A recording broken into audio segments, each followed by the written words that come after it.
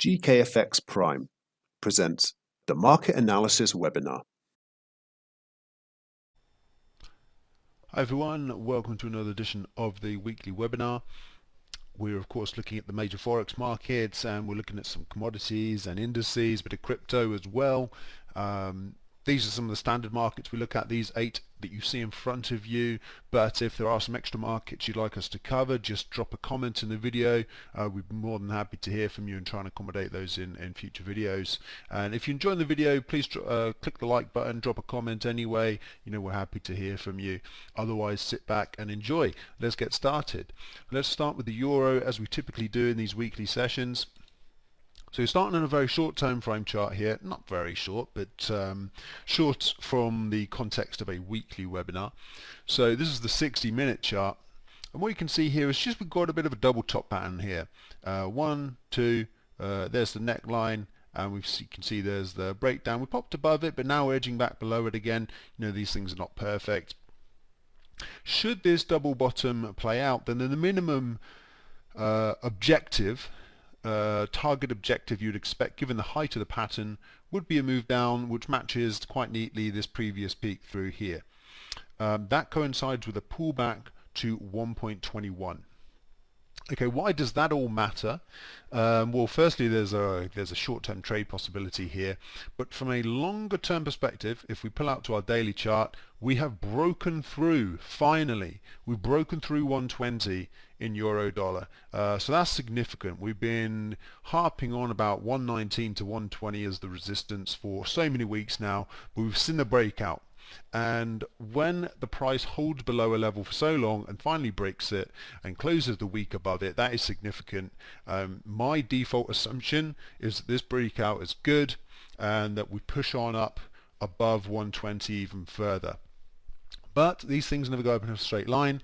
We had some really good strength to actually power that breakout last week. The move from sub 1950 above 120.50 in one day, and then the following 2 days, and then we just like pull back on Friday that created that kind of tweezer top on the daily chart. You can sort of see if I zoom in a bit better there. Kind of got my lines all over it. But you can see a small little tweezer top, and that's our kind of double bottom on the 60-minute chart. And the idea is that, well, this breakout is good, we think, and we're just looking for a decent area to kind of jump on board. And so potentially one area to look at for where to kind of re-enter on the basis of this long-term uptrend is the objective of this short-term price pattern. So that's one area to look out for. We've also got the 121 round number, so oftentimes you'll get a pullback to a round number. If this gives way, then we've got the previous low down here, which coincides quite neatly with 120.50, and then if we see probably best on a 4-hour chart, we've just connected these two lows here, and that takes us a little bit above 120. It would be, to me, surprising after a strong breakout like this if we went as low as 120.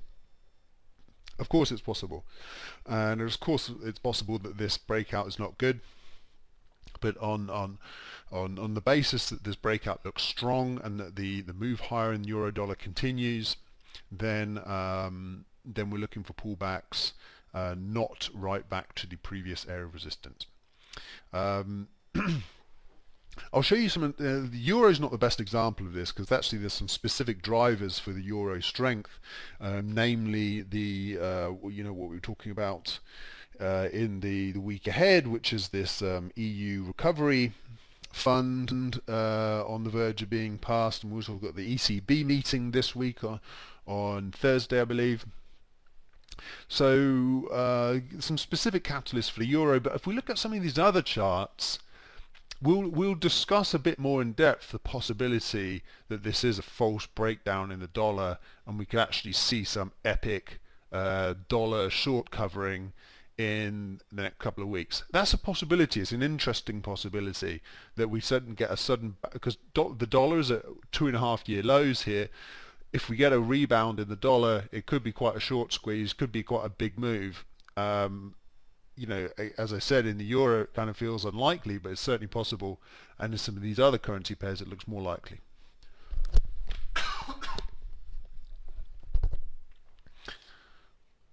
Right, let's move on to the British pound. A bit more interesting, the pound here. I mean, this is certainly characteristics of a false move to the top side. We hit 135 almost on the nose, and then I think we edged up above it the next day, did we? So 135 almost on the nose this day, tried to push through it again, and we had a reversal candlestick on the daily chart, and we're pulling back lower today. So in the really unsurprisingly, we're in the last hurdles of Brexit, and we're in December, and surprise surprise, there's not a trade deal with the EU, as is normally the case. The EU waiting to the very last moment to see what they can squeeze out of the deal. That's what anyone sensibly does in a deal, but the EU are just known for it. The UK has set out the position pretty early on. They just want a free trade agreement, similar to Canada's, but obviously it's all about the nitty gritty and sort of what you have to give in order to get a deal over the line. And so probably we're in the first full week of December, but really the second week of December, and obviously we've got Christmas in the last week of December. So you really got to think it's either this week, really should be this week. Or maybe next week when a deal actually happens in Brexit, an EU trade deal, and Brexit is properly sorted at last. And you'd imagine that is positive for the pound, and you know we're in an uptrend. So look at this orange rising line here. That's the general situation we're in. We're in a choppy, uncertain rising trend. A lot of this is dollar weakness as well, but nonetheless, we're in an uptrend in the pound. Still, this doesn't look too good. Doesn't look quite as powerful as the euro. On a weekly basis, we did close above 134, which is I mentioned last week, I believe, that's the first. Was I talking about that? I think I was talking about the possibility of it. That we've had the first close above 134 since 2018, May 2018. So that's significant. It's a closing breakout, but just in terms of highs, we've not quite done it yet. So I'm still positive on the pound, but just slightly less so in the euro. But the fact the euro is doing what it is good in terms of the dollar direction. But we're obviously getting a decent pullback here in the pound. I think this is very solid support at 133. But it has worked a lot of times now. So it was resistance 2 times, then 1, 2, 3, 4, 5, 6 times it's worked as support. So maybe we don't even get down there again. We've got 133.50 first. So there is a bit of a kind of rising trend through here roughly. We might not even need to get to, depending on how you draw this trend line, we might not need to get down to that support again. Maybe we just stop at 133.50. I think the way I'd be looking at it for the time being is assuming 133 holds again, but if it doesn't, it doesn't bode too well, and we could get a, basically the kind of, it's like speed lines. So this is our current speed line. We expect 133.50, if not something close, 133 to hold. And then if we pull up to our daily chart, we can see that's our kind of faster speed line. If that gives way, we expect to go and retest our old speed line, which would be a fair bit lower. That would be down towards 131 again. And then we'd start asking ourselves, are we in a double top? And that would be a very interesting situation. Doesn't look like the default at this point. I think we probably can push further beyond 135, but it's definitely a bit more of a case for that kind of dollar short covering rally that I was talking about. Let's have a look at dollar yen. Here the dollar has just been stalling out near the lows above 103. This chart is just, I have to say, it's getting a bit tedious now. You can see that over the last week we had this little line marked through these series of lows here. That ended up working kind of once or twice, once conservatively later in the week in terms of just buying that support. And then this line through here, which doesn't really make sense through these lows, but it's basically the long-term area of support that we did break through in a very choppy manner about a month ago. and now it's acting as resistance. So it's acted as resistance twice. You kind of got this tweezer top. It's not a tweezer top because you're not actually at the top of the market, but it kind of two tweezers testing this trend line here, this resistance line, sorry. And so everything kind of favors a move down, but as you know from previous weeks watching, I'm still sort of, it's one of those where I feel like this trend line really has run its course, and we should be seeing a big break to the upside, and the longer it takes to happen, the more powerful the move should actually be if we are actually able to break above this declining trend line. So the more interesting trade, I would argue, is if we get a break of the declining trend line. Again, that would be dollar strength and a kind of symptomatic of a dollar short covering event. So not much more to be added. The more interesting trade sets up if we get a break above the declining trend line and the RSI resistance, which I think is exactly what I said last week. So the Aussie got a breakout to 2.5-year highs here as well. Just show you on the weekly chart. We haven't quite got up to 0.75 yet, but we're above 0.74, which actually is a decent area of resistance in itself. It was this peak through here, so it looks something a bit like that. This peak, the most recent peak, and we've closed the week above it. So a breakout happening here, but again, this is one of those where it doesn't feel quite as clear cut as the euro.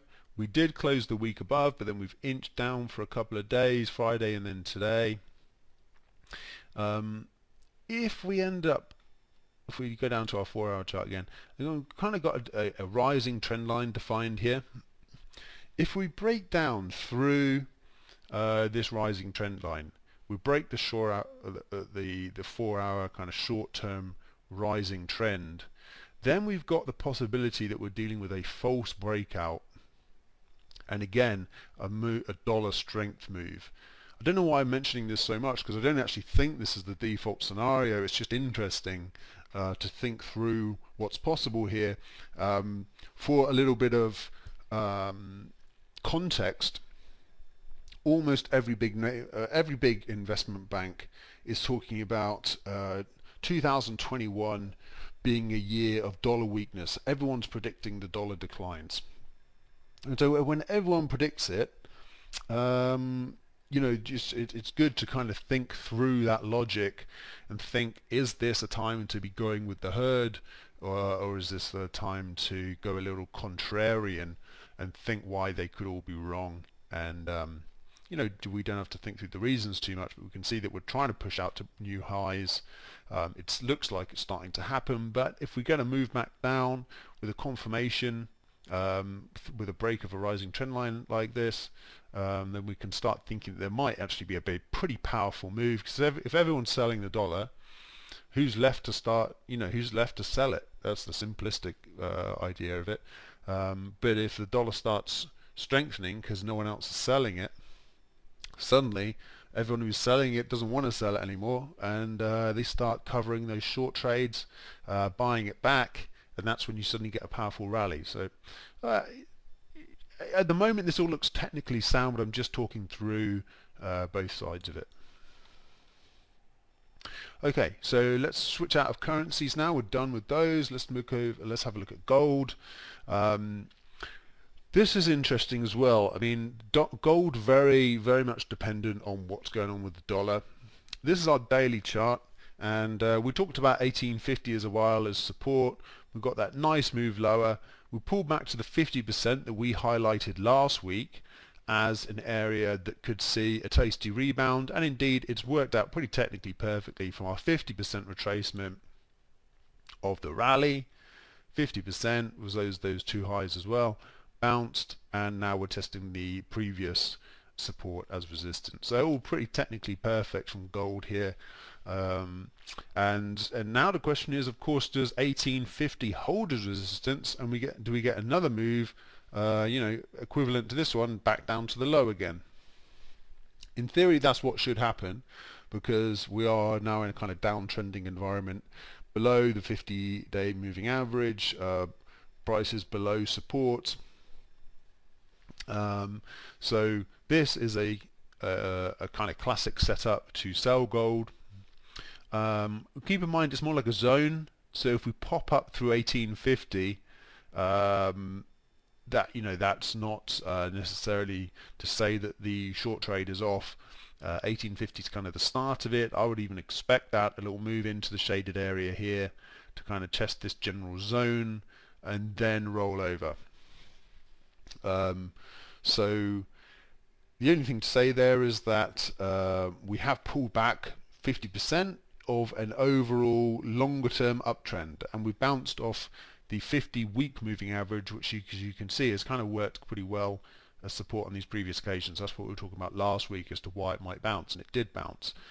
So if we do get a sell-off from 1850, we don't necessarily have to go right back to the lows again. And if you're being very precise, you can start drawing fibos on this rally here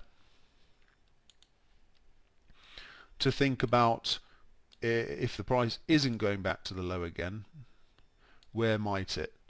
And you can see there's the 50%, which kind of coincides with this little pullback area. So maybe we get a 50% pullback of this little rally, and then at this point the price sets up its break back through 1850, and that would be telling us that the long-term trend is back on, and be telling us to start thinking about moves back up to the old record high. So there we have it. So if you are thinking about placing trades around this support turn resistance area, think about where you're targeting your profits and what your kind of general bigger outlook is. Because if you're generally bullish on the long-term gold, do you think we're making new lower lows down here? I mean, you could do, and it could come back down to the 61.8% Fibo. But what's the likelihood of that? What's the overall kind of flood of money doing at the moment? Do you think it's still up, or is it turning down? These are things to think about. Okay, so switching gears to oil. Also tends to benefit from a weaker dollar, but the bigger picture with oil and why it's pushed up into the highest since March is that OPEC reached an agreement to raise output at a kind of slower pace than they had originally planned, so less supply in the market. That's generally good for the price, but not exactly the most powerful breakout, if you like. We did push higher, but we've been nudging down since. The trend is up, so let's not constantly be looking for trend reversals. If we do, fine, we've tested the old high. We haven't quite done the most powerful breakout or anything, so we're not fully breaking out here. It's more like maybe we need a little pullback first from the old resistance to then go for a more stronger breakout. There is some bearish divergence here, which is a slight worry. But I think, again, let's just assume the trend continues. If it does, where do we want to buy into? Well, 46 would be a bit aggressive, but that's what's been holding so far. To me, a better risk reward would be near this rising trend line here, around 45. And then if you're buying in at 45, if you're buying in at 45, if you think the trend is moving higher, then at least you have a kind of basis from which to cancel your trade. So if the price drops down substantially below 45 by some sort of risk tolerance of yours, you can sort of say, well, this uptrending environment is off because it's broken below what I was using to define the uptrend, for example, this rising trend line. So good to always place trades where you can clearly justify why to exit the trade.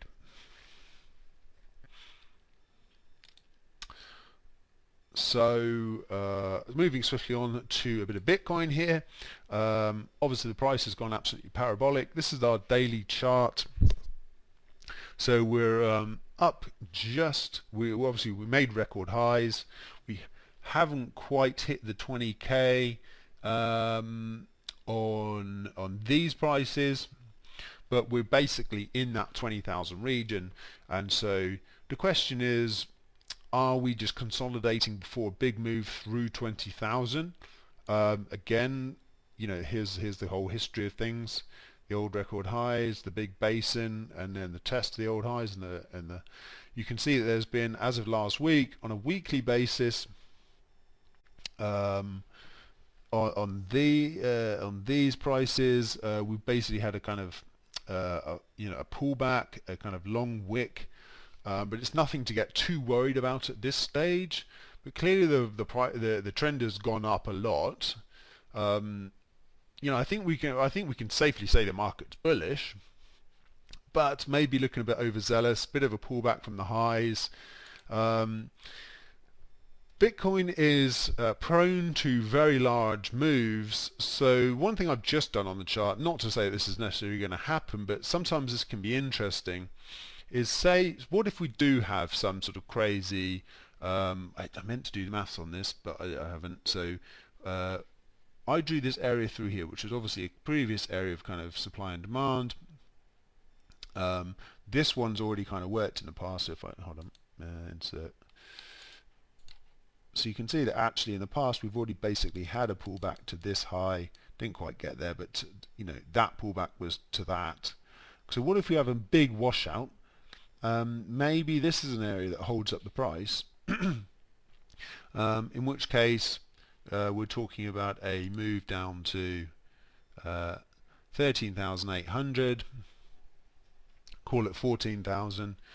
14 out of 20,000, so we're talking about a $6,000 decline, which is 30%, which is a sort of, it is the kind of thing that can happen in Bitcoin. You just suddenly have a massive rout over the course of a couple of days and it drops 30%. I'm not saying that's going to happen, but it would be interesting just to kind of think about what would happen if we had a big rout day in Bitcoin. What could happen? We are at the record highs. There might be some profit taking. Who knows what bad news comes out? This is the kind of thing where you could think about, oh, maybe this would be an area that holds up. And if you were so inclined, you can put orders in the area, that kind of thing, to kind of prepare for these kind of price moves. If you're long the market, thinking about where would your stop loss be if there is some big washout in the market, these kind of things. For the moment, we have this rising trend line. So if you're, if you are still kind of long the market around these highs, the trend line can be a useful way to either add to your trade or as a risk management area in case we get a move through the trend line. You can start thinking about scaling back your longs. Okay, last but not least, I'm still on my weekly candlestick chart with my rising trend line that I'm getting a little bit obsessed with. What's interesting is that we've had our first weekly close above it. So should we just be forgetting about this trend line now? Clearly I haven't, because I've started with it. I guess one of two things happening here. One is that we're just looking very overstretched now, and this is like a close above this trend line is how we're getting ready for the big wash move down. Or we are basically moving to a stage of bullishness, which we've basically moved through this kind of consolidation phase, right, where we were going sideways through here, and then we've pushed up, tested the trend line a couple of times, and now we're about to go super bullish, parabolic move out of the rising trend line. And actually I think that's quite likely, and if we were going to get some sort of powerful move, we're not that far away from 4,000 S&P. So yeah, I'm still got this trend line in mind, because I think it's either ushering in a big super bullish move taking us somewhere close to 4,000, or we're at the tipping point of rolling over at least into the bottom of the range again, and potentially something worse. So this is just kind of thinking big picture, not necessarily something for trading every day. On a shorter term basis, clearly we're bullish. We're kind of making higher highs and higher lows. We're up through that where we got that kind of vicious sell-off before. We've kind of edged through that on a intraday basis. So we're kind of breaking out again, right? We're at record highs. So difficult to manage risk at record highs, but using previous highs and lows. So if we're just pulling back even just to the old high here, then this is our kind of first entry area, and then just looking at these previous lows down here in terms of risk management levels for riding this move higher, and obviously keeping in mind where do we start thinking about whether this short-term trend is rolling over. Potentially this rising trend line through here kind of connects these lows quite neatly. Could think about that in terms of a place where actually we don't want to be long the market anymore. Maybe we're on for a deeper pullback, and obviously our good old long-term trend line in mind as to what can happen afterwards. So similar theme. So you'll notice there's a bit of a theme which has been a fairly consistent theme, I guess, for a few weeks, is that we're pushing into record highs in stocks. We're looking at a breakout in euro and pound and Aussie, so a dollar breakdown. So we kind of want to go with that breakout, but we just want to keep in mind what happens if there's a false breakout. And actually I think there could be some pretty powerful moves either to the downside in stocks or to the upside in the upside in the dollar if these breakouts don't happen as we expect. Alright, so that's it.